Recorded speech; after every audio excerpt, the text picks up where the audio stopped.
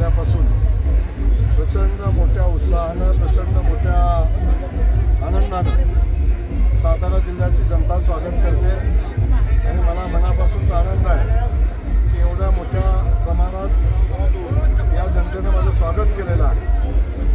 भारतीय जनता पक्षानं जी जबाबदारी आदरणीय देवेंद्र फडणवीस साहेबांनी जी जबाबदारी माझ्यावर टाकलेली आहे ती जबाबदारी ताकदीनं पूर्ण करण्यासाठी या जनतेचं प्रेम पाहिल्यावर एक ताकद, एक शक्ती मिळते। ती शक्ती आज साताऱ्यामध्ये आल्यानंतर, खास करून महाराजांचं दर्शन घेतल्यानंतर ती ताकद माझ्यामध्ये नक्की उपलब्ध होईल अशा पद्धतीच्या भावना या निमित्तानं होतात आणि मी मनापासून सातारच्या जनतेला, भारतीय जनता पक्षाला, आदरणीय देवेंद्र फडणवीस साहेबांना, माझ्या मान गटावच्या जनतेला आणि साताऱ्यातल्या जनतेला मनापासून धन्यवाद देतो।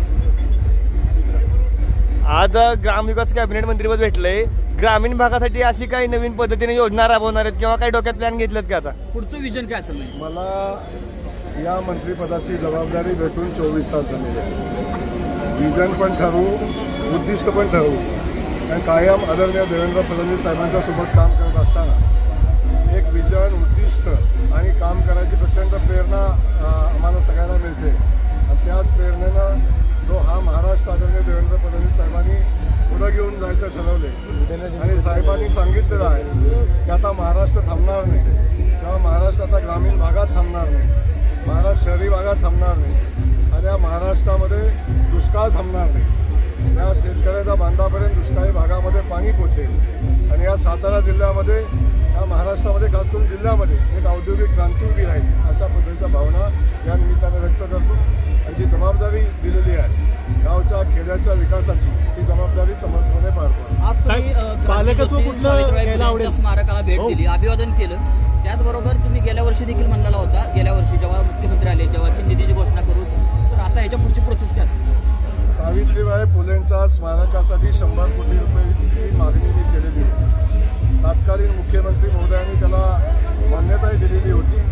त्या अनुषंगानं त्याचा प्लॅन तयार झालेला आहे, आराखडा तयार झालेला आहे आणि तयार झालेला आराखडा जो आहे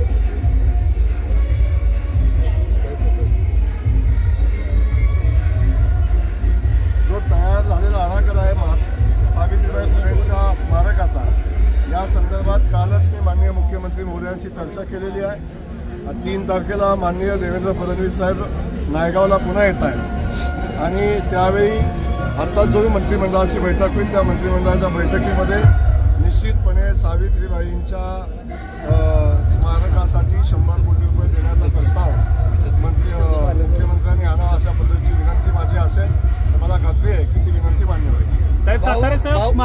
भाऊ, जिल्ह्याला तब्बल 4 कॅबिनेट मंत्रीपद मिळाले आहेत, पालकमंत्रीपदाचा तिढा अजून कायम आहे, नक्की नेमकं काय यामागं असू शकते? अजिबात कुठलाही तिढा कायम नाही। पालकमंत्रीपदाचा निर्णय सगळ्यांच्या संमतीनं होईल, तिन्ही पक्ष समन्वयानं निर्णय घेतील, तेव्हा कुठलाही तिढा शिल्लक राहिलेला नाही, तिढा पण नाही। आता एवढी मोठी जबाबदारी 4ही मंत्र्यांच्यावर आहे। या जिल्ह्याला आजपर्यंत, या जिल्ह्यानं ज्या लोकांच्यावर प्रेम केलं, ज्या पक्षावर प्रेम केलं, त्या पक्षानं आजपर्यंत या जिल्ह्याला न्याय दिला नाही। आज आपण बघताय सगळ्यात जास्तीचा पाऊस आमच्या सातारा जिल्ह्यात पडतो, सगळ्यात कमी पाऊस पण आमच्या पलटण, मान, खंडाळा या भागामध्ये पडतो, परंतु आज अखेर आमचा दुष्काळ संपला नाही।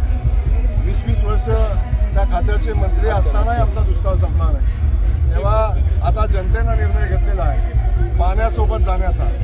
जो पक्ष, जे लोक पाण्याचा प्रश्न सोडवतील अशा लोकांच्या पाठीशी जनता उभी राहिलेली आहे। देवेंद्र फडणवीस साहेबांच्या भारतीय जनता पक्षाच्या, आमच्या महायुतीच्या मागं जनता उभी राहिलेली आहे आणि मला खात्री आहे आता दुष्काळ मुक्तीच्या दिशेनं अंतिम टप्प्यामध्ये आलेली ही लढाई आम्ही पूर्णत्वाला नेऊ, औद्योगिक क्रांती उभी करू, शैक्षणिक क्रांती उभी करू।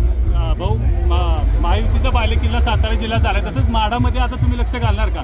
मागच्या वेळीचा जी बॅकलॉग होता तो भरून काढणार का खासदारकीचा? आता मिशन सातारा कंप्लीट झालेला आहे, मिशन माढा हातामध्ये घेतलेला आहे आणि बिलकुल चिंता करू नका, माढ्याची लढाई यशस्वी होईल, ते उद्दिष्ट ठेवून काम करतोय आणि तुम्हाला माहिती आहे की जेव्हा आम्ही एखादं उद्दिष्ट ठेवतो तेव्हा ते पूर्णही करतो। हे उद्दिष्ट आमचं पूर्ण होईल, बिलकुल चिंता करू नका। माढाही होईल, सोलापूरही होईल, साताराही होईल, अजिबात काळजी करू नका. मग तुम्हाला सोलापूर किंवा साताऱ्याचं कोणतं पालकमंत्री पदावर तुमची इच्छा आहे तुम्हाला मिळावं असं? पक्षाचा सामान्य कार्यकर्ता आहे. पक्षानं जी जबाबदारी आताही मागितली नव्हती, आताही कुठलं खातं मागितलं नव्हतं. पक्षानं जी जबाबदारी दिली ती इमानदारीनं पार पाडण्याची भूमिका घेऊन आम्ही काम करतो आणि आताही तीच भूमिका घेऊन पक्ष जी जबाबदारी देईल ती जबाबदारी आम्ही पाडू. आम्ही सगळेजण एकत्र मिळून काम करू. आता तुम्ही बघताय आम्ही सगळेजण एकत्र ताकदीनं सगळेजण एकत्र काम करतोय. तर बिलकुल चिंता करू नका. बदललेला सातारा आणि वेगानं विकासाच्या दिशेने जाणारा सातारा आपण पाहू.